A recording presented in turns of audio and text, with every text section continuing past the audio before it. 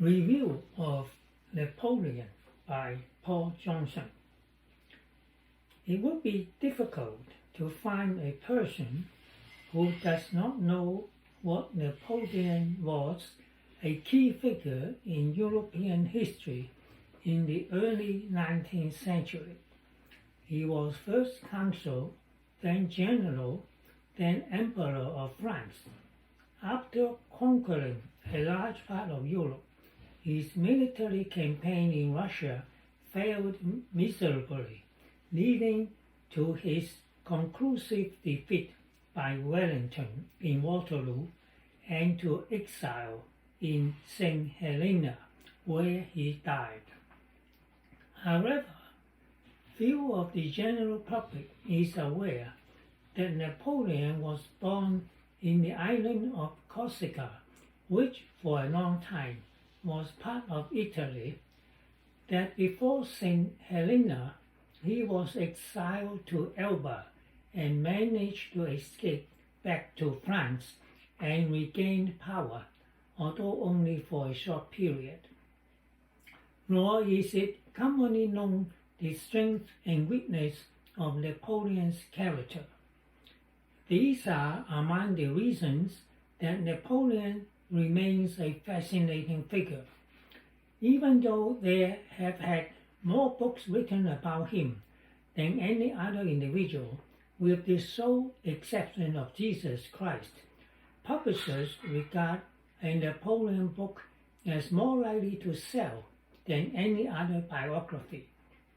In 2002, the famed British historian Paul Johnson added his book entitled Napoleon to that list. The following are among the interesting features about Napoleon that this reader learns from Johnson's book, in which Napoleon was referred to by his first name, Bonaparte. While we are all aware that Bonaparte must be a master of the battlefield to be able to conquer a good part of Europe, Johnson provided us with special details. Bonaparte's grand strategy was to move swiftly in a position where he obliged the enemy to fight a major battle, destroy the enemy's forces, and then occupy his capital and dictate peace terms.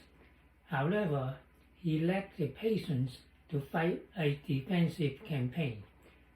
He did not appreciate the power of the Navy and was not good at naval warfare. Bonaparte's military skill was recognized even by his opponents. It was interesting that when the news of his death reached Wellington, Wellington remarked that, "Now I think I may say I am the most successful general alive." Napoleon's narrow worldview resulted in the Louisiana Purchase, in which the United States, under the presidency of Thomas Jefferson, acquired approximately 827,000 square miles of land west of the Mississippi River for a paltry sum of $50 million. There is a detailed description of the famous Battle of Waterloo and the little-known Battle of Austerlitz. The former led to Bonaparte's demise, while the latter was regarded as his most brilliant victory. A journalist and admirer, Rodora, wrote that, quote, "This superhuman presided at meetings from 9 a.m. till 5 p.m. with a 15-minute break and seems no more fatigued at the close of the session than when it began." End of quote.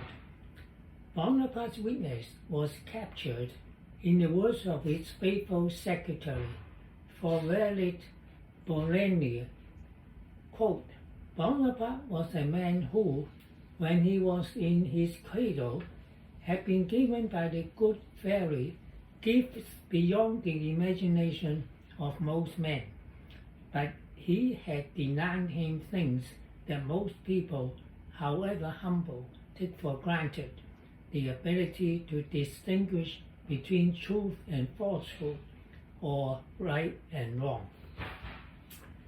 The 1804 Napoleon Code replaced the fragmented laws of pre-revolutionary France. It influenced civil law codes across the world, recognizing the principles of civil liberty, equality before the law, although not for women in the same sense as for men, and the secular character of the state. The following paragraph encapsulates Bonaparte's high and low points in dramatic language. Quote, his declension from Europe to Elba was indeed his maxim of the sublime to the ridiculous turned into reality. From ruling half the continent and 80 million, he was now prince of an island 7 miles from the coast of Italy, 90 miles long, 7 miles long, 7 miles wide, 140 square miles in area, and with a population said to be 100,000, by which at the end of the 19th century was accurately counted as a little over 25,000. End of quote. On a lighter note, there are the statistics that at the end of the 20th century, Lincoln appeared in 137 entries in movies, which was the fifth numerous among all figures, real or imaginary. The four ahead of him were Sherlock Holmes, 233, Napoleon, 194, Dracula, 161, and Frankenstein, 159. Thus, according to this measure, Bonaparte fared even better than Lincoln, and is in fact first among real figures, a remarkable achievement indeed.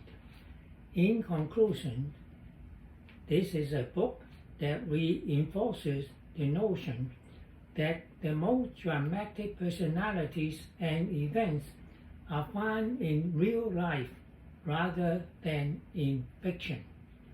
End of review.